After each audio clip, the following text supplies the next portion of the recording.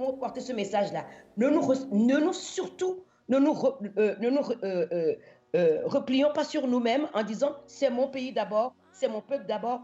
C'est toute l'Afrique qui doit s'en sortir pour qu'on s'en sorte. Et c'est ça le problème de New York aujourd'hui. New York demande de l'aide à tous les autres États. Les autres États aident New York. Il y a peut-être beaucoup de gens, il y a déjà pas mal de gens de tous les jours qui sont décédés à New York. Parce que cette ville que j'adore, qui est une ville qui est tout le temps en mouvement, il y a toujours une solidarité dedans. Après le 11 septembre, c'est là où j'ai vu vraiment la résilience des Américains, leur générosité. Et nous, cette générosité, on l'a multipliée par 100 en Afrique. Il faut absolument, moi, mon message aujourd'hui pour l'Afrique vis-à-vis du Covid-19, c'est ne pas être chacun dans son coin, mais pour porter l'aide au-delà de nos frontières et former une Afrique qui arrive à s'unir alors que les autres ne peuvent pas s'unir. C'est là où notre pays va être pour nous. La fermeture des frontières entre les différents pays du continent, entre les différentes zones du continent, est-ce que ce n'était pas une mesure nécessaire, malgré que ça contraint un tout petit peu la circulation des personnes et des biens? Attendez, les frontières, elles ont toujours été là. Les gens ont toujours traversé les frontières. Vous savez qu'en Afrique, toutes les frontières sont poreuses. On parle de frontières, ce n'est pas vraiment le sujet. Au jour d'aujourd'hui, vous êtes à Dakar, moi je suis à Paris, on se parle. Que les centres de recherche de tous les pays africains mettent leurs ressources ensemble, que les médecins se parlent pour voir comment les virus évoluent dans les autres pays. Parce que ce virus, il change tous les jours. Et c'est pour ça que c'est difficile de saisir et de trouver une solution à ce virus.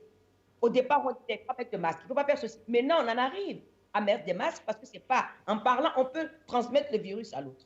Nous sommes un continent énorme. Il y a des scientifiques partout. Il y a des hôpitaux partout.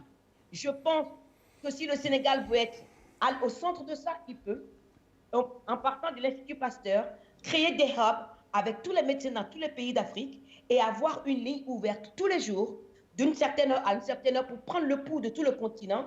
Parce qu'on a beau dire de fermer les virus, si on n'est pas au courant de ce qui se passe dans un pays limitrophe et que quelqu'un arrive à traverser la frontière avec une autre forme de ce virus, là, il arrive au Sénégal, on aura fermé la frontière pour rien du tout.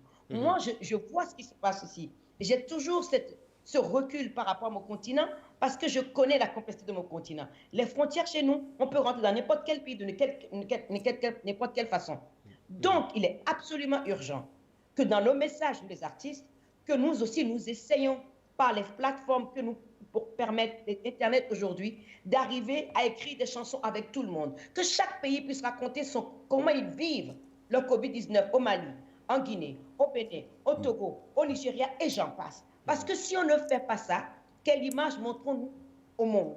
On va dire, voyez les Africains, même pour ça, là, ça les tue, ils ne sont même pas capables de se parler entre eux. On est en 2020. C'est le 21e siècle. La technologie est là pour qu'on puisse faire ce qu'on n'a pas pu faire pendant les 60 ans des indépendances passées. Au jour d'aujourd'hui, soyons créatifs parce qu'il y a des créateurs, des entrepreneurs en Afrique qui font des trucs fantastiques